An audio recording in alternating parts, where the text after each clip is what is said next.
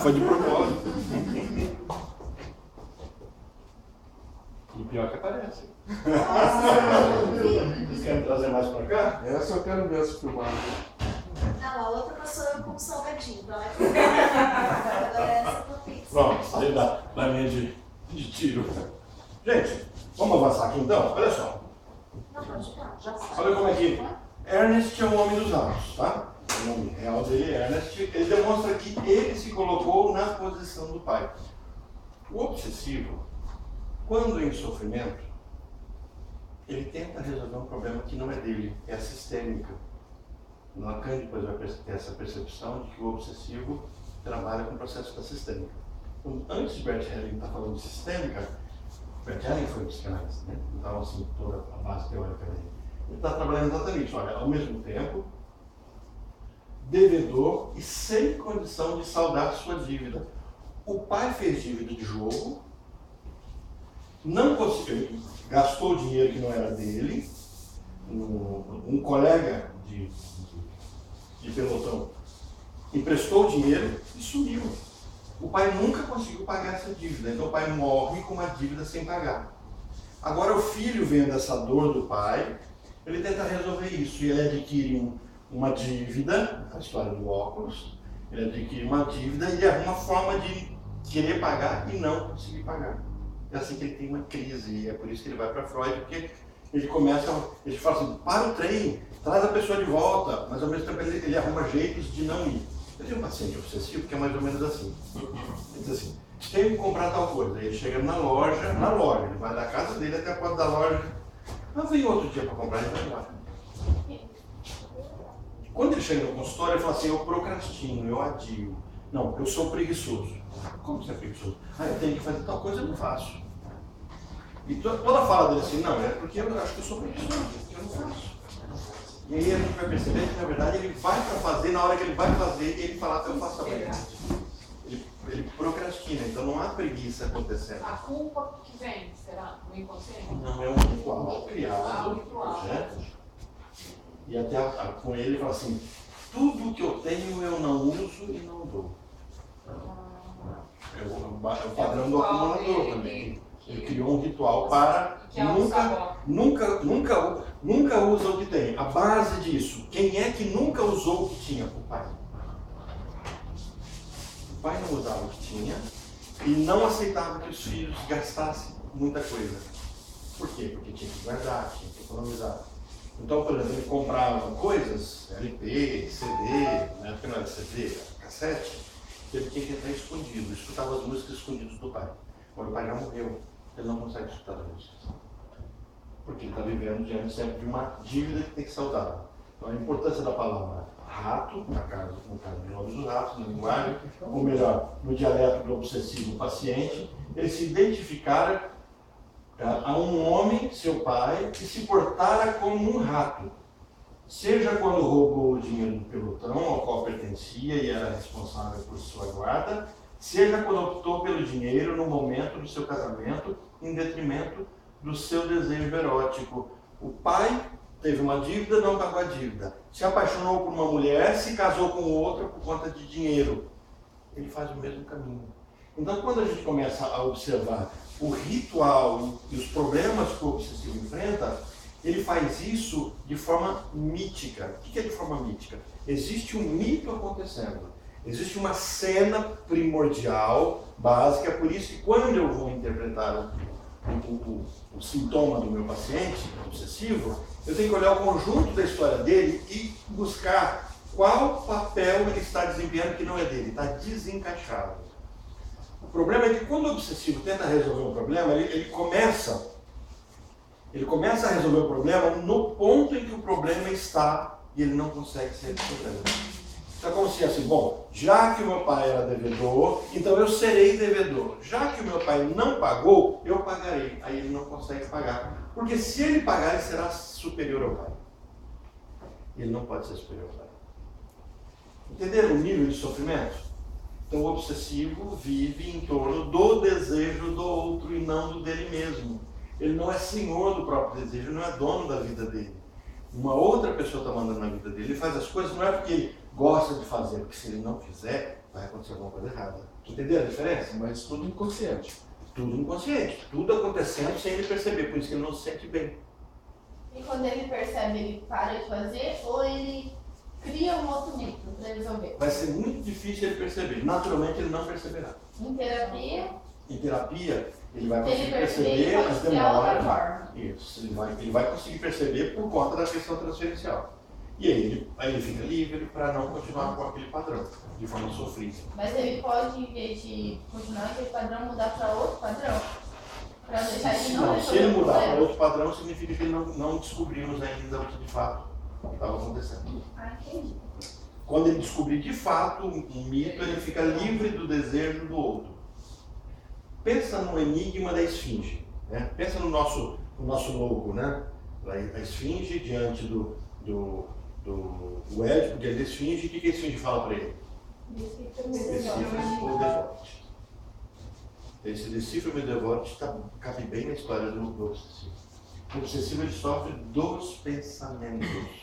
Então ele não é invadido por comportamento. Olha, o histérico é por comportamento. O corpo dói, ele tem fobia, ele grita, ele desmaia. Ó, o histérico desmaia, tem piti. Vai no hospital, é DNV, né? Distúrbio neurovegetativo. Ele tem contracturas, ele trava o corpo. A pessoa pensa que ele está tendo possessão. Tudo isso é no caminho do histérico. O obsessivo não. O pensamento dele não cessa. Por isso que ele pode aparentar enlouquecer. O histérico, ele pode fazer isso de entorpecente? Sim. Aí ele Os dois podem. pode. Porque entorpecente vai aliviar. Vai alucinar o sujeito. O histérico talvez ele faça para se sentir bem socialmente. Ele não se cobra. O histérico não é alguém que vive com culpa. Ele talvez faça isso para aderir a um grupo, para estar bem, Fazer parte do para fazer parte do momento. O obsessivo para aliviar o pensamento. Para aliviar a carga. Porque ele é pesado a vida dele. Então, se o obsessivo começa a beber, por exemplo, a bebida vai aliviar ele. Então, quando ele bebe, ele não se sente cobrado. Esse acaba sendo o caminho. Então, assim, os vícios podem acontecer em qualquer estrutura, em qualquer uma delas. A única coisa é que, para o obsessivo, o alívio é tão grande com o álcool que talvez ele não queira largá-lo. Mas ele não busca o álcool porque ele está viciado no álcool. Claro que vai criar dependência química depois. Mas ele busca pelo alívio que o álcool concede. Então ele pode se viciar em calmante, em antidepressivo. Por quê? Porque ele é uma pessoa depressiva, ele não é uma pessoa triste. É depressivo, é diferente. Ele quer morrer, ele não quer viver, ele quer ficar sozinho. Ou o histérico não quer ficar sozinho, ele quer ficar sozinho. Ele não gosta de trabalhar com pessoas. Ele impõe regras e trabalha sozinho. Por quê? Porque as pessoas decepcionam ele. Nossa, eu falei com uma excessiva hoje. Que o Você caminho falou a frase dela. gosta de trabalhar sozinho. Gosto de trabalhar sozinho. É um padrão do obsessivo. Então, o obsessivo ele sofre de pensamentos. Como é importante a diferença da neurose obsessiva em relação à histeria, apontamos que os seus sintomas não se manifestam primordialmente no corpo. Não, obsessivo é na mente. A frase que ela vai dizer que o obsessivo ouviu quando criança diante do Édipo é não, eu ouviu, tá? Não terás a tua mãe. Ele não viu. Então é mais ou menos assim, a brincadeira que Lacan estava fazendo, o Tanásio trabalha isso no texto dele, é que no momento em que a criança se defronta com o desejo dela, o desejo é pela mãe. Então, olha, os olhos do histérico, ao ver a nudez da mãe e desejá-la, desvia-se, ao ver, desvia-se e busca um outro caminho. O obsessivo não vai pela visão, ele escuta, não terás a tua mãe, e ele tem medo da castração por conta do que ele ouviu. É por isso que ele é invadido no pensamento, o tempo todo. Enquanto um é no corpo, ele vê o corpo da mãe, deseja e não pode tê-lo. O obsessivo não pode, ele escuta e tem medo do que escutou. Então, por isso que o pensamento é invadido Conversa Essa com parte ele da dentro da cima. cabeça dele mesmo. o tempo todo. Então, olha só, a etiologia sexual ou trauma recalcado foram experiências primeiramente acompanhadas de prazer e a sua primeira resignação através das lembranças também é acompanhada de prazer, só que traz consigo a autocensura contra o gosto restaurado. O que se percebeu no Homem dos Ratos? Uma das cenas mais simples, né? ele um dia se enfia debaixo da saia da empregada, da babá dele, e mexe nos genitais dela. Era criança. Criança. E a babá deixou.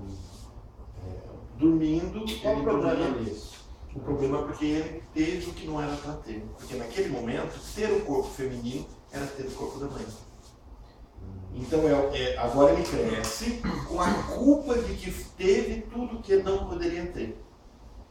Aí fala, então agora, mas e se ele não tem esse pensamento? Lembra? Ele deslocou. Da cena do desejo de ter o que não podia ter, vai para uma outra cena e agora tudo que eu faço é sujo. Porque eu retenho daquela cena que era reprimida a sujeira dela. E agora eu esqueço a cena primária, desloco para uma nova cena mitológica, hipotética, e ainda eu estou sujo. Eu não presto. Então a sensação do obsessivo é que ele sempre é inadequado, sempre é impuro. Tudo que ele fizer, ele tem que fazer muito bem feito, porque nunca está bem feito. Por isso que ele é meticuloso, detalhista, porque ele tem a sensação de que as coisas têm que ser bem feitas, porque ele faz coisas erradas. Ele carrega essa culpa. Ele carrega culpa. Palavra-chave para o obsessivo. O medo vem, mas não é real. Aí. A culpa é que é real. Tamo junto. Como é que é? quando ele encontra o sexo, como é que é isso? Ele vive bem com sexo. Depois ele pode se sentir sujo. Diferente do histérico. O histérico não é genital, lembra? O histérico não lida bem com a sexualidade em relação ao sexual. Ele lida bem com o corpo. O estéreo. O histérico. O obsessivo não. O obsessivo lida bem. O obsessivo sabe muito bem o papel dele masculino ou feminino. Ele não tem dúvida sobre isso. Daqui a pouco ele vai ver qual é a dúvida. Ele tem uma dúvida, mas não é essa. Você tem culpa? Eu imaginei que você Ele no momento, ele vivencia todo o romance dele e depois ele se sente culpado, mas ele deslocou, lembra? Está deslocada a cena. Não está vindo para a vida sexual dele. Professor, eu carrego a culpa então, eu acho, porque eu estava vendo a minha Minha vizinha, Dificuldade pra criança, Mas Mas não não- ele, né? Na hora que ele não que eu toquei ela, sim, mas eu acho que nem todo mundo carrega essa culpa. Então, o fato de trazer essa culpa já carrega, vem toda essa questão do hoje adulto sentir-se inseguro em algumas coisas. Agora, se a criança te deseja uma pulsação, vamos dizer assim, um desejo por aquela mulher, né, embora seja uma criança, será que todos carregam esse sentimento de culpa? Sim. Agora, o quanto Caio vai Fábio ser... até fala isso. O quanto vai ser essa culpa, o quanto ela será pesada, vai estar dentro da história e da forma como está patologizando ou não. Mas alguma coisa sim. No caso do um dos lados, Freud vai percebendo que ele teve uma vida sexual e essa precoce, foi exposto a isso. Que é diferente. E essa exposição precoce vai trazer para ele essas angústias para o adulto. E quando a mãe A faz sensação de ter feito algo errado. Mesmo que não esteja fazendo, mas a sensação. Então, já que eu tenho a sensação de que eu fiz algo errado, o tempo todo eu tenho que me purgar dos meus pecados, dos meus erros. É mais ou menos assim, se a gente for olhar, a maioria dos que a gente vai ver na história do cristianismo nos santos, são obsessivos. Então tem que confessar. Aí pronto, viu o ritual? Igual ao funcionário. O ritual, Tá no paredão. confesso, pequei, o que o padre fala? Um ritual. 3 Pai Nosso, 30 Ave Maria, vai se chicotear dependendo da idade do padre, ele vai mandar você dar uma chicotada, se o padre for mais moderno, não, só reza o Pai Nosso Ave Maria, ou você vai fazer tal coisa, vai dar uma penitência. Penitência, ritual. Ufa, tô bem, até acontecer tudo de novo, porque é Sem olhar a mulher, neurótico. Hã? Não pode nem olhar a mulher. Sim, Né? exatamente. Esse olhar Esse é o vai estar caminho. em pecado. Exatamente, porque a sensação é de sempre estar sujo. Isso é obsessivo. O histérico tem isso? Não, o histérico não sofre isso. O histérico não esquenta a cabeça com isso. Porque a sexualidade do histérico não traz processo de culpa. O histérico tem medo. Orlando, então o obsessivo é o que mais padece do inconsciente dele? Sim. É? O histérico faz o outro padecer. O obsessivo não. O obsessivo ele sofre. Ideias ambivalentes, né? Então, ao mesmo tempo que é uma coisa, também não quer. Dúvida. O obsessivo padece de dúvida. A brincadeira que eu faço é assim. Eu estava com um paciente, e o paciente me contando, eu chego na lanchonete, peço um sanduíche. Quando eu olho do lado, tem alguém comendo e falo assim, por que ele não podia aquilo? Aí ele come o dele e fala, mas aquele é mais gostoso. Põe mal que o meu, por que entenderam a dificuldade? Por que essa dúvida, né? Aqui estamos tratando ainda de algo que se passa no inconsciente, no momento posterior, tanto a lembrança prazerosa quanto a autocensura, olha a culpa, olha a dúvida. A autocensura são recalcadas. Eu quero, mas não posso querer. Então eu desencadeio. Lembra, vocês não podem perder de vista o esqueminha que eu montei aqui. Aí, mas aí entra a questão mais. Eu tenho desejo. Como é que eu me protejo do desejo que eu não posso ter? Criando um ritual. Criando um jeito de não ter. O que a sua paciente fez? Criou regra. Regras para não ter aquilo que tanto quer. Essa é a dúvida. Para eu não ter o que eu quero, porque se eu tiver o que eu quero, eu serei culpado. E ela cria uma regra impossível de ela cumprir para. Ou cria uma regra em que eu vou ter aquilo que eu não quero e não vou ter o que eu quero. Então eu não serei mais culpado, porque eu só serei culpado se tiver o que eu quero. Entenderam? Ou ela nunca realiza. Não. Sempre está sofrendo. Mas o histérico também Tortura, não é assim. não. Porque o histérico também é insatisfeito. Aí a coisa Ele faz com que o outro veja que ele é insatisfeito. Ele precisa que o outro reconheça. Ela é vítima. É que às vezes. Sempre vai ser o coitado, né? Patologizado, ele terá essa sensação de não estar completo. Mas vai fazer o outro fazer isso. Ele não vai fazer ele.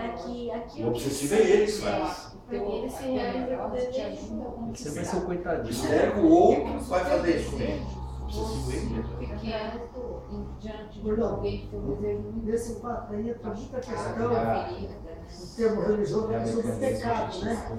que é a história A pessoa vive. Tem um texto do Freud que ele deixa claro isso, que a religião e a histeria e a obsessão se casam. Então, os obsessivos são religiosos, eles precisam da religião para dar essa tranquilidade. Por que acontece? Você tem um conjunto de regras, de leis rígidas e penitências. Se você fizer tal coisa, você tem tal castigo, joia. Aí eu posso fazer para ser castigado. Entendeu? Então, ideias ambivalentes. Olha, os sintomas antitéticos, os sintomas que se opõem, as ideias ambivalentes acompanharão o neurótico obsessivo durante a sua existência. Sempre serão assim, embora atacados pela lógica racional, pois são considerados e combatidos pelo eu como estranhas. O sentimento e as ideias obsessivas, a ele relacionadas muitas vezes, subjugam o eu, e este é o momento em que o obsessivo se vê frente à força inabalável da ideia obsessiva, que também é uma nuance da autocensura. E vai e vem do pensamento que tornam a vida do sujeito obsessivo penosa. Ele sabe que tudo aquilo é irracional. Ele não é louco, mas ele não consegue nem fazer. Por isso que é obsessivo e se torna compulsivo. Fala, nunca mais vou fazer isso. Está fazendo depois de novo. Eu nunca mais vou fazer isso. Faz de novo. Ele sofre com isso. Sofre. Sabe que não pode fazer, continua fazendo e sofre, e esse é o sofrimento dele. Sim. Percebe? Ele não faz o outro sofrer. Ele faz ele sofrer. Ele sofre. Escravo dele mesmo. Escravo dele mesmo. Ele fala sozinho na rua. Pode falar. Pode falar. Talvez ele não fale, mas ele vai ficar. Não, mas chega a falar. Sim, pode. Responde ele mesmo. É bem padrão de quase louco. Sonhando acordar. Sofre de insônia, né?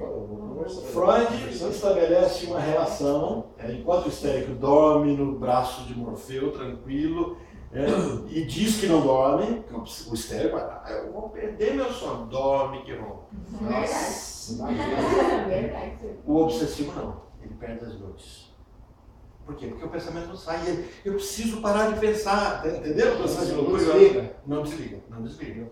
Estabelece uma relação clara entre o inconsciente e a linguagem, e através da neurose obsessiva, que ele consegue encontrar o inconsciente se manifestando claramente de maneira verbal. Então, a clínica do neurótico obsessivo possibilitou a análise do paciente a partir do seu discurso. Então Freud foi percebendo isso quando deixava o Homem dos Ratos falando. Sendo que este passa então a ocupar a mesma posição ocupada pelo sonho. Quando o neurótico obsessivo na clínica fala, ele começa a fazer o que o sonho deveria fazer. Entendeu? O sonho deve realizar os meus desejos. Mas como eu me impeço até de dormir, então eu começo a vivenciar um sofrimento na minha mente de sonho, acordado. Por isso que fala que tá sonhando acordado. Fernando, então o sonho do obsessivo em terapia, ele é muito importante, porque daí realmente chega a tal desejo, de fato? Sim. Sim. Todos os dois, mas assim, sim. É mais... E é interessante, uma das coisas que eu percebo na minha clínica, é de que quando eu peço que ele comece a lembrar dos sonhos, me traga os sonhos, ele para de sofrer. Ele começa a dormir melhor. Quando Porque ele você não quer lembra? trazer sonho. As Quer suas- dizer, sonhos. as suas- E ele cumpre. É. Ele cumpre. Ele fala assim, ó, você vai me Quando trazer você não me lembra traz dos os sonhos. sonhos. As fantasias são próprias do obsessivo. São próprias Porque dele. daí ele fantasia sonha acordado, né? Porque no sonho ele fica. Ele vai ter diálogos, esse diálogo com ele, ele liga com Mas ele, você xinga dá uma ele, tarefa, ele fala dele, mesmo que e seja tudo. minutos, né? Qual a diferença, porém, que o discurso obsessivo não se trata de representações, mas olha, de registros sobre forma verbal. Então, lembra, ele é invadido pelo ouvido. Então ele não traz, diferente do histérico que se empavoa, se veste diferente, do histérico que faz uma cara de nossa, meu filho está sofrendo, coitadinho de mim. Olha, precisa todo mundo ver Passa ele. madrinha, claro. Você escreveu o histérico no Facebook? Ele quebrou a unha do pé, quebrei a unha do pé. Aí todo mundo, ai, coitadinho, passa mertiolate, faz tal coisa, tá doendo muito. Olha, ele tá todo mundo na vibe dele, ele tá começando a resolver, ele gosta. O obsessivo, Nossa, o obsessivo odeia ele. ele não quer se expor. Só ele. Um exemplo, Orlando, o tio meu faleceu e a minha avó foi no velório. Aí chegou lá no velório, todo mundo que ela ia abraçar, ela falava, ai, mas eu tô com tanta dor. E ele lá, né? Ai, mas eu senti tanta dor ultimamente aqui de baixo, eu não sei o que é. Será que vai me dar algum problema no velório? Minha avó. Tá todo O mundo. histérico, ele é Ai, histérico. bom dia, dona Cida. Ai, Histérico é isso. As alucinações dos sonhos, não, a alucinação do sonho se faz presente nos pensamentos do obsessivo. Ele fica. E o disquinho não para de rodar. Entendeu? Desse jeito o dia inteiro. Tá se descobrindo? Então, olha só, essa neurose desse homem dos ratos, olha como é. A linguagem como dialeto. O jeito de falar do histérico é com o corpo, o obsessivo não. Olha, na introdução à análise de Ernst, O Homem dos Ratos, de 1909, relata que procurou estruturar a neurose obsessiva, salientando a dificuldade maior da compreensão em relação à neurose histérica. E o fato da linguagem da neurose obsessiva ser um dialeto da linguagem da histeria. Enquanto o histérico fala com o corpo, tem todo esse ritual, o obsessivo desenvolve uma fala repetitiva, interna, onde ele não cessa. Então, enquanto o histérico fica, tô com dor nas costas, tô com não sei o quê, a vida é triste, o obsessivo começa a se fechar, Os dois e vivem se bem, deixar. Hã? os dois vivem bem. Sei não. Há uma possibilidade de existir os dois. Um mata o outro. Deus. Eu acho que um mata o outro. Um é muito fechado. Muito fechado. E o outro é muito para fora. Eu sei. Então, é Mas dá possível. certo, sabe por quê, Orlando? Meus pais, a minha mãe é histérica e meu pai é obsessivo. Eles fizeram 50 anos. Mas eu olho pra eles e falo, gente, eu não queria os 50 anos deles. Porque eles nunca se separaram, mas não é assim. Vive aquela- separado. né? É aquela relação uma saudável, outra, sabe? Eles são Você Ah, são eu bons, queria você ficar perto deles. Ele se fecha no mundo dele, né, no caso. Ele traz para dentro dele, É se legal, isola. meu pai e minha mãe mais ou menos assim. E aí você falou dessa linguagem. Né? Eu olho pra eles Essa linguagem é um mistério. eles ficam. É dele. Mas É dele Nem próprio. ele conhece. Porque ela tem os deslocamentos. Já fica se esquivando. Então, ele não sabe por que ele não consegue cessar o próprio pensamento. Mas na terapia, ele, no caso, ele começa. Você vai resolver. Ele vai falar. Sim. Por isso que ele vai falar. E ao Vai ter que falar, trazer sem deslocamento. Não sai. ele vai, porque vai acontecer a transferência neurotransferência. Então ele vai conseguir vivenciar com o terapeuta dele as raivas, as Eu angústias. vejo como átomo, assim, meio perdido. Mas daí ele vai. O que vai acontecer? Lembra? Livre associação? Ele vai falando sobre tudo. Sobre o quê? Sobre tudo. Vai ver meio confuso. E é incrível, gente, como é incrível o poder de não olhar no terapeuta. Sabe, no divã virado de costas. Eu sempre usava o divã e assim numa posição, e os pacientes sempre relutavam. Aí a Rebeca arrumou um método daqui, esse é o método dela, um enfermeiro. Ela colocou o divã numa posição que não dá para a pessoa ficar olhando para você, nem entortando mais o pescoço. E aí eu peço. É melhor? A minha experiência clínica tem sido muito melhor. Flui muito, por exemplo, a paciente Se olhar no olho, sofrendo, e eu percebi que muitas vezes ela falava e buscava em mim um olhar, né? Como está distante de mim agora, aí ela começa a devagar mais, a falar mais, a sofrer mais, aí as angústias começam a ter sentido e ela não está incomodada se eu estou vendo mais. Ela deixa de se preocupar se eu estou vendo. Legal. Porque pode criar uma insegurança também, Eu acho que é mais, não é só insegurança, é uma cobrança de ter uma reação sua. Aí você se intromete muito, porque você tem um olhar acontecendo. Ela fica se sentindo livre. Então o divã ajuda muito, muito. Pro obsessivo. Não, para os dois. Pros Os dois, dois. os dois. A única coisa é que talvez aí o histérico relute um pouco mais, no sentido de que talvez queira saber Olhar. a sua reação. Aí vai da sua perícia naquele momento. Né? Mas assim, eu tinha uma certa dificuldade. E aí com essa posição que a Rebeca colocou no divã, o meu divã agora, o divã fica nessa posição, dessa poltrona, mas virado para cá. Eu colocava ele aqui. E aí a pessoa sempre fazia assim, né? Como é virado para cá, fica de costas para mim. E aí ficou maravilhoso. Então, se a questão da dívida fica clara no caso de Ernest, a partir da identificação do pai, nem sempre essa dívida parece mostrar ao obsessivo sua origem, nem a quem pagar, ainda que a mesma se faça presente e o incomode. Então, assim, as coisas não são tão claras. Né? A quem que ele está resolvendo o problema? É da mãe? É do pai? É do tio? Por isso que a constelação acontecendo, né? Ele vive, no caso do Homem dos Ratos, ele vive entre o amor e o ódio pelo pai e pela mãe.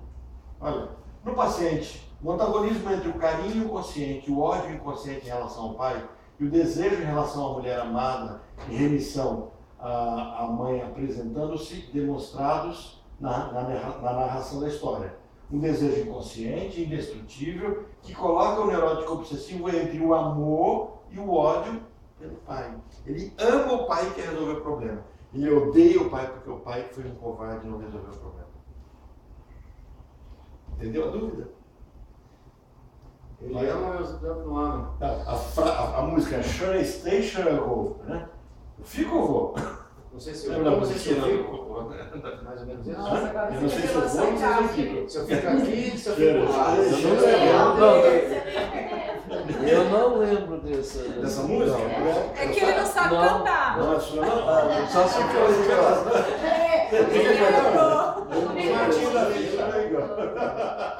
Vocês lembram dessa música? Que comercialzinho? Ah, sim. Não sei se eu fico, não sei se eu vou.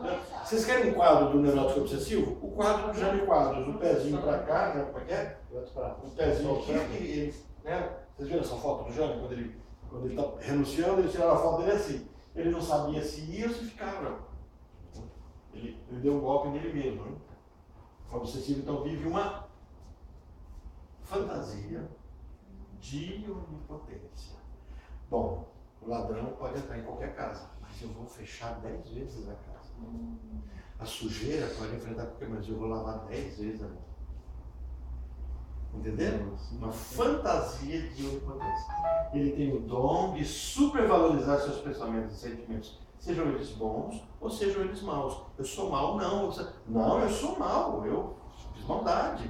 Não, mas não é, tem gente pior que você. Não, mas eu sou mau. Entenderam? A cabeça dura, né, que ele tem. Na sua vida psíquica, isso lhe é possível ao mesmo tempo em que ele desconfia dessas possibilidades. Ele cria uma fantasia. Como ele desconfia, olha a dúvida, né? Eu vou escolher esse sanduíche. Escolheu. Será que não era melhor que o outro? E aí, se ele puder voltar atrás, ele volta. Mas se não puder, o sanduíche já chegou. Aí ele come, nossa, o outro era melhor. Eu tenho certeza que eu errei. Contrariado. Aí ele nem come o que pediu e nem o outro que ele não tem. A dúvida, então, pai, Aquela a dúvida. pessoa. Eu lembrei do paciente, né? Ia se casar, aí pega e diz assim: eu não vou poder ter todas as mulheres que eu quero ter, né? Eu não vou poder sair com elas, fazer sexo. Certo, e você já teve quantas você está perdendo? Não tem nenhuma. Mas você não está perdendo, você está ganhando, você vai casar, você vai ter uma mulher que é sua. Eu nunca tinha olhado por esse lado. Ele sempre olhava que ia perder as mulheres que ele não tem. É o sanduíche que eu fico olhando e não é meu. Aí eu não curto o que eu comia, que eu comprei ali. Posso dar um rapidinho aqui dentro desse assunto? Eu estava falando com eles no carro, né? Eu vou viajar amanhã Eu peguei cedo. uma dose de coca. Eu vou viajar amanhã cedo, Orlando. Aí eu falei, não, eu vou viajar na quinta-feira para não perder a aula do Orlando. E senão eu vou perder duas, né? Que eu vou ficar uma semana. Para não perder duas. E fato, então vou viajar na quinta e passei a aula na quarta. Hoje eu falei, por que eu não deixei de perder uma aula mais uma vez e não fui? Eu fiquei revoltado comigo. Eu achei que eu deveria ir. Se eu tivesse ido, ia ser muito melhor. E se você tivesse ido, você falava, por que eu não fiquei? Era só um dia. Então, isso é o que você gerou uma dúvida, né? É bem isso. Fechou, É fechou. Shirley Station igual. Ficou. Mas daí, quando a gente vê, por exemplo, no caso do exemplo dele, tá, agora eu sei que eu sou obsessivo, tô com dúvida. Então, tomando consciência disso, falar, mas espera lá, isso é por causa da minha estrutura de personalidade. É. E vou parar de pensar. Isso. Já ajuda, né? Não, para mim é isso. Quando não há o adoecimento, porque quando há o adoecimento, a gente não consegue fazer esse caminho.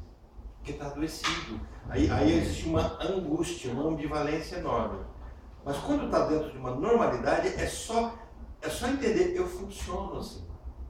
Quando você fala assim, eu funciono assim, por exemplo, eu funciono assim. Então eu dou risada de mim. Quando eu chego lá, eu falo assim, eu acho que eu vou querer um Whopper. Aí o cara pega o Whopper, faz aquele steak, né? Steak. Aquele steak é gostoso. Não, é o Whopper. Eu tô olhando, porque aí eu começo a risar de mim, falo assim, porque eu vou comer o Whopper pensando no pedido do steak. Então, daí a tomada de consciência faz você parar de pensar sobre aquele processo. Exatamente. Ô, Cláudia, Entender que aquilo é exemplo, uma fantasia. eu, por exemplo, eu vim aqui pra terapia com o Orlando, mas eu odiava. Pra mim, se eu tivesse raiva, era horrível. Eu sou um ser humano, não tinha raiva. Aí eu descobri que ter raiva é normal. E agora eu sinto a raiva normalmente, só que eu não tenho culpa de sentir a raiva. Você tá curtindo. Ai, agora eu tô achando fácil. Tipo assim, agora eu Porque porque antes eu de raiva. eu sofria muito quando eu sentia a raiva de alguém, e agora eu não sinto mais raiva de ninguém. Quer dizer, eu sinto a raiva, mas eu não sinto a culpa da raiva. Você aprende a dominar, né? Compreender que a não viver uma fantasia de onipotência, como se eu pudesse dominar o mundo. Porque o obsessivo tenta controlar isso. Gente, o pensamento obsessivo é pensamento mágico. O que é magia?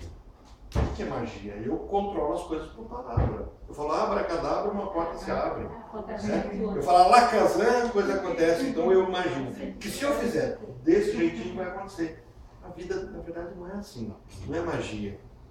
Só que o É obsessivo aquela caminha pessoa nisso. que entra na sapataria, vê 2, 3 pares de sapato e fica, quero esse. Aí ela não. Eu não falei pra vocês que eu não mandei, travou o vídeo hoje. Vocês receberam o vídeo meu caminhando hoje? Leva tudo. Eu vi. Você Eu vi. Aí o povo vai falar assim, que sabe que caminhou hoje, a É, primeira vez no ano. Era no Igapó aqui? Não, foi lá no Botânico. Jardim Era no Botânico. Botânico. Mas assim, aí teve um que o celular travou, porque ele estava mandando as mensagens, que eu estou andando assim, tem 2 caminhos, aí eu ia colocar assim, eu falei isso aqui, não gravou. Falei assim, nunca apresente para o seu paciente 3 caminhos. Apresente 2, porque se você apresentar 3, ele entra em parafuso, ele tem que escolher entre 3, mas entre 2 o cérebro é nosso é binário. É esse ou esse, e aí coloca esse te leva para tal lugar, e esse te leva para tal lugar. Né? Não existem caminhos certos ou errados. Quem vai dizer se existe caminho certo ou errado é o conselheiro. Você chega, por exemplo, você é um conselheiro, né? Então vamos supor que a Madalena é uma conselheira familiar, né? Aí a pessoa fala assim, olha, eu não sei se eu viajo para os Estados Unidos ou se eu viajo para a Inglaterra. Nos Estados Unidos eu vou ver minha tia, para a Inglaterra eu vou ver minha avó. Madalena, me ajuda a decidir. Se a Madalena é uma conselheira, talvez dizer, olha, pelo que eu estou vendo, está tendo uns conflitos lá nos Estados Unidos agora, aquela coisa. Você não acha melhor você ir para a Inglaterra? Ah, obrigado, tá. Você é conselho. Dá errado. Quem é culpado? Aquela conselheira me aconselhou errado. É diferente de alguém que fala assim, bom, o que vai acontecer se eu for para os Estados Unidos? Ah, eu vou ver minha avó está bem velha, né? Não sei se eu vou de novo ver. E se você for para a Europa? Minha avó com minha tia, mas eu não dou tão bem com a minha tia. Então, qual que você prefere? Acho que eu vou na minha avó. Aí chego lá, dá problema, quem tomou a decisão? Eu. Então, o meu terapeuta não pode dizer o que eu vou fazer. Quando ele me diz o que eu vou fazer, ele me invalidou como sujeito. Só que o obsessivo quer isso. Você deve encontrar muitos obsessivos. Pastor, o que eu faço? Sim. É a pessoa, né? Ou o oposto. Aí o histérico, ele já sabe qual é o conselho que o pastor vai dar, ele já sabe, ele é histérico, e ele faz isso para que a decisão seja sua, e ele vai obedecer, e aí você fala, nossa, que ovelha legal, né, obediente. Aí ele Já sabia que ia acontecer, né? É isso aí. Né? Entenderam os caminhos? Eu conhecer as estruturas me deixa um pouco mais natural para perceber como eu ajo. Mas aquelas 3 opções que você falou lá, diante de uma situação, você tem 3 caminhos. Ou você trava, ou você encara e resolve, ou corre. Isso serve para as duas neurônios. Isso para tudo. Isso isso é mecânico. Nós temos uma parte cerebral, né? Nós temos a nossa parte animal, aqui, né? É o nosso cérebro de lagarto. Nós temos a parte límbica, que está ligada às emoções, e nós temos a parte frontal, que está ligada à razão. Todas as vezes que eu tomo decisão por pensamento, está sendo tomada aqui nessa parte do cérebro. Razão. Eu penso na balança e muitas vezes a minha decisão, eu não queria isso, mas tomei essa decisão. Então, Quando você toma uma decisão assim, vou fazer dieta, na dieta não vou comer nada que tenha açúcar, está acontecendo aqui. Por quê? É uma decisão. Aí você vê aquele bolo delicioso, aquela torta, meu Deus do céu, ó, mas você tem que estar muito convicto ou arrumar algum mecanismo emocional para condicionar. E você vai lembrar que você está gordo, não sei o que, seu coração, etc. Aí você traz uma emoção para se sentir mal. Então, sabe aquele método? Põe a sua foto magrinho na geladeira, toda vez que você vai abrir a geladeira, você fala, nossa, eu vou ficar desse jeito. Aí você fecha, você está tentando apelar para isso. para emoção. Exatamente. Mas você fica com muita fome. Você está com muita fome. Você passa o dia todo sem comer. Você chega na sua casa querendo comer pedra. Ó, a razão sua não dá conta, e nem a emoção sua dá conta de brigar com o que está aqui atrás. O que está aqui atrás é irracional. É o que te dá sobrevivência. Se de repente essa sala começar a cair, nós estamos aqui no 6º andar, se de repente isso aqui começar a cair, não dá tempo de você pensar, qual é a melhor decisão? Eu fico quietinho, parado, não vou para a porta, pulo. Não dá tempo de você fazer isso. Não dá tempo de você falar assim, meu Deus, que tristeza, eu vou morrer agora. Não dá tempo. Então, o seu cérebro de lagarto, ele toma conta. Quando ele toma conta, ele só tem 3 decisões. Ou ele trava, e tem gente que congela, paralisa, e pode o mundo acabar, ele fica ali, não faz nada. O leão pulou e você... Então, assim, ou você enfrenta, né? O leão vem um leão, tá? Você, é irracional, você vai enfrentar o leão, você enfrenta o leão, ou você sai correndo. Entendeu? Essas reações não são pensadas. Não é tipo assim, espera um pouquinho. Aí a pessoa não corre não, porque se você corre, ele corre atrás. Por que não corre não? Não é racional. O racional seria aqui. É uma decisão aqui. O que a gente tem que começar a identificar, isso é chamado na psicologia de decisão a quente ou a frio. Então, decisão a quente, a frio e a quente. Como é que você evita isso? Tem um jeito de evitar. Como é que você evita uma decisão a quente? A quente seria sentimental, né? Não. Instintivo. Instintivo. Como é que você evita a decisão a quente? Diante de um perigo? Porque não tem como você, assim, pensar para resolver uma situação diante de um perigo. Como é que você resolve? Como é que você faz com que as decisões sejam frias em momentos que exigiriam decisões quentes? Não sei. Só o problema. Respira. No caso do médico, né? O médico. Treino. Passando pelo problema. Então, tipo assim, você vai respirando, vai treinando, não vai? Não, mas assim, Treino assim, você fala de repetições? é repetição. Ah, Você pega crianças, por exemplo, e você pega aqui. Eu estava no prédio, ali na esquina, estou em Monteiro. De repente, eu trabalhava no nono andar, disparou um alarme. Eu acostumado em Brasília, quando disparava um alarme, todo mundo tinha que descer. Eu falava, tem bomba, todo mundo descia. Enquanto o bombeiro não chegava para decidir, e eu trabalhei no tribunal durante um certo tempo, e tinha tribunal de júri, ligava lá, tinha bomba. Sai todo mundo lá fora e não pode ficar alguém. Porque se o diretor do fórum fala assim, vai ficar estourar uma bomba, ele é responsável pela sua vida. Então é melhor pecar pelo excesso do que pela falta. Sai todo mundo e fica lá esperando e alguns torcendo. Tomara que demore muito tempo para chegar, que aí não tem mais trabalho hoje. E aí vinha a polícia, fazia aquele rotina toda. Quando eu cheguei aqui, o alarme disparou. Aí eu falei assim, mas gente, disparou o alarme? Não andar. Ah, deve ser por mau contato. Eu falei, e se não for? O alarme. Gente, pode ser incêndio. Se for incêndio, ele vai ficar esperando. Você está pensando? Eu já estava, o meu cérebro do lagarto está doidinho, tá quase pulando ali, né? E o pessoal não tinha invalidado isso, porque não houve treinamento. Quando o pessoal resolveu descer, porque daí começaram a ligar para a portaria, e aí, não, desce que a gente não está localizando de onde é, pode ser algum foco, né? Por onde o pessoal foi descer? Todo mundo entrou no elevador, eu falei assim, vocês estão doidos? Vocês vão descer de elevador? Né? 9 andares, vamos de escada, tem escada corta-fogo. Eu descia a escada em grupinho, né? Descendo a escada assim devagarinho, a maioria descia de elevador. Por que isso acontece? Porque na verdade eles não identificaram o perigo. Então se o perigo viesse de fato, eles não estariam preparados. A reação seria a quente. No Japão, os países de primeiro mundo, o que eles fazem muito? Treino. quando você faz cruzeiro, você treina. É. Daí se alguém pula o treino, ele tem que fazer sozinho.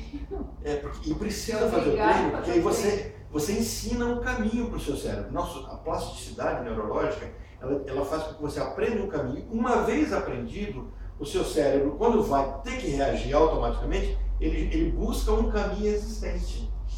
Entenderam? Então, por exemplo, se você treina que numa situação de caos, de terremoto, não adianta você correr, você tem que procurar um canto, né? E se escorar nesse canto, entrar debaixo de uma mesa, né? No caos. Estou falando assim sem querer ter razão de que tenha que ser assim, só hipotetizando, né? E quando você faz esse caminho, no momento em que a reação é automática, você nem pensa, você corre e faz esse ato. A sua decisão deixou de ser quente, passou a ser fria. Lá no trabalho tem evacuação da empresa, sempre estou fazendo isso. É uma forma de não deixar vocês tomarem decisão quente. Então, se tiver um caos, uma crise, um problema de fato, automaticamente ninguém vai pensar o que eu faço, o caminho já está traçado. Então, isso é o que tem que acontecer. Na escola a gente faz também um contra-incêndio. A gente fez durante uma semana. Aí as crianças nas primeiras semanas gritavam, faziam uma loucura. Aí passou o tempo, elas faziam todo o procedimento bonitinho e saía todo mundo da escola, porque tocava o sinal lá, e eles já sabiam que aquele sinal era para fazer todo, né? E era tudo bonitinho. E se acontecesse uma fatalidade, não sei, elas não tomariam uma decisão quente. O cérebro delas sabia o caminho. Entendeu? Então nós temos essa parte cerebral. O obsessivo, voltando no nosso contexto, o obsessivo poderá, o neurótico, o histérico, eles tomarão decisões a quente ou frio, independente da estrutura psíquica dele. Tá? O sintoma, para o obsessivo, vai mantê-lo a salvo. Então, quando o indivíduo vem com sintoma para o consultório, você tirar aquele sintoma, você tirou exatamente a salvaguarda dele. Você tirou um recurso que ele construiu para protegê-lo, a carapaça, a proteção. É mais ou menos uma pessoa chega e fala, está com um calo na mão, você olha aquele calo feio, você arranca o calo e no dia seguinte ele tem que trabalhar com inchada. O que vai acontecer com a mão dele? Ela não tem mais aquela proteção, você tirou a proteção dele. Então não dá para você falar, não, a pessoa vai para o consultório e já sai sem o sintoma. Você desmontou ele. Eu me lembro uma vez que eu passei um floral para uma mulher e ela se deu super bem com o floral, ela conseguiu dormir bem. Então um dia ela voltou e falou assim, não posso tomar mais floral. Eu, por quê? Assim, porque eu sou cuidadora de uma pessoa má, uma psicopata, diagnosticada psicopata, e é idosa. Se eu estiver light, ela pronta e eu nem estou vendo. Então eu tenho que ficar o tempo todo atenta. Ela parou de tomar o floral porque ela entendeu que não ter insônia e dormir daquele jeito era proteção para a família dela. Entendeu? Então nós temos sofrimentos, né? O antagonismo do pensar e essa supervalorização de si ao mesmo tempo em que dificulta as suas relações, mantém longe da realidade do seu desejo. Voltamos àquele desenhozinho de que o ritual é que vai proteger o obsessivo nesse caminho. E a que hora que vai hoje? 10 anos, né? 10, a gente parou um pouquinho para lanchar, 10, 15 mais ou menos. Daqui anos. 10 horas. 10 anos. Uns 15 minutinhos. 15 minutinhos para terminar pelo menos essa. Finalizando o caso clínico obsessivo, Freud busca destacar a origem da neurose obsessiva no complexo de Édipo. Nesse sentido, destaca o conflito de sentimento de amor e ódio em relação ao pai e à dama, seja quando opostos pai e dama, seja quando opostos os sentimentos em relação a cada um deles. Então, ele começa a perceber que o caminho traçado pelo sofrimento é edipiano. A criança desejaria enfrentar o pai, porém não enfrenta por medo, não é isso? Porque o pai é forte.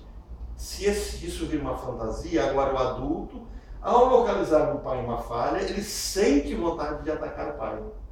Só que ele não pode atacar o pai, ele começa a sintomatizar. Que é exatamente o homem dos ratos. O que ele ia fazer? O pai dizia assim, você tem que estudar. Ele era estudante de direito, fazendo prova, então ele tinha que estudar. Ele não podia ter o prazer, não é isso? O que ele fazia de madrugada estudando? Ia para frente do espelho, pensava no pai, abria a porta, detalhe esse. O pai já estava morto, tá? Ele abria a porta para que o pai visse ele. O pai está morto. Nu na frente do espelho. Para dizer assim, eu tenho os meus prazeres. Então era uma forma dele agredir o pai, só que ele não tinha noção disso, ele só se sentia mal. Então, por que eu abro a porta na pretensão de que o meu pai veja isso? Entendeu? É irracional e aí por isso que ele sofre. E aí Freud foi percebendo que havia um conflito, né, que ele vai dizer aqui como a escolha. O primeiro conflito remonta à situação da escolha do objeto de amor. E como escolha coloca-se a posição ou isso ou aquilo. Ou mãe ou pai. O neurótico obsessivo está sempre diante de uma escolha. Ou é isso ou é aquilo. Segundo conflito é de uma estranheza maior. O amor inicial, antes da escolha objetal citada no parágrafo anterior, passa a ser percebido como ódio da mesma forma que esse mesmo amor e porque não desejo, uma vez insatisfeitos, converte-se em parte ódio. Então ele ama e odeia a mesma pessoa. Ele ama o pai, mas ele odeia. Ele ama a mãe, mas odeia. Entenderam? Essa mudança de pensamento. É por isso que o neurótico obsessivo, adoecido, no processo de depressão e depois de mania, ele pode matar. Por quê? Porque o ódio pode vir com muita intensidade. Contra quem? Contra quem ele ama. Porque ele está doente. Aí que tem a expressão aqui, muitos matam, outro amor. Ele está. O amor e o ódio, no caso do obsessivo, num grau elevado de intensidade, mantém-se em relação a uma mesma pessoa. Uma luta de titãs em que não há vencedor. Resta o cansaço do obsessivo, a mente invadida o tempo todo, em buscar equilibrar esses sentimentos opostos. Ou buscar razão para odiar, ou buscar razão para amar, e fica se buscando. Luta interna, olha. O ódio recalcado no inconsciente está protegido e não pode ser vencido. O amor, por sua vez, busca manter o ódio suficientemente recalcado. Então, o que o paciente tem que compreender? Ele tem que estar livre para entender por que ele tem raiva dessa figura que ele ama tanto. E que as duas coisas podem acontecer.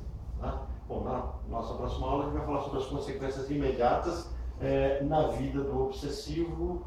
E aí a gente já consegue terminar essa tela. E aí vai ter... Acho que do obsessivo dá para terminar aqui. Aí você assistiu o vídeo de uma outra turma para a gente poder entrar num outro assunto. Daí praticamente terminou. E aí vai entrar no professor. Não vai levar as perverso? Não, depois aí vai ser o perverso. Nossa. A gente já tem a apostila, né? O perverso já tem. Certo, gente? Ok, professor? Vai mandar devagar. Opa, deixa eu só dar uma pausa. Ele já tem. Meu Deus, não sei Ele agora. deu a do perverso. Crônica. Ah, é bem ali.